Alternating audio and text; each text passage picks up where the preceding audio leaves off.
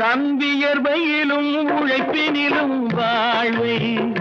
கண்டு தொழில் புரிந்து உயிர் வளர்க்கும் ஏழை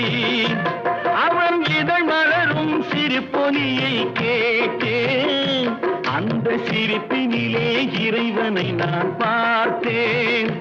அந்த சிரிப்பினிலே இறைவனை நான் பார்த்தேன் பாசமுள்ள பார்வையிலே கடவுள் வாழ்கிறான் அவன் கருணையுள்ள நெஞ்சினிலே கோயில் கொள்கிறான்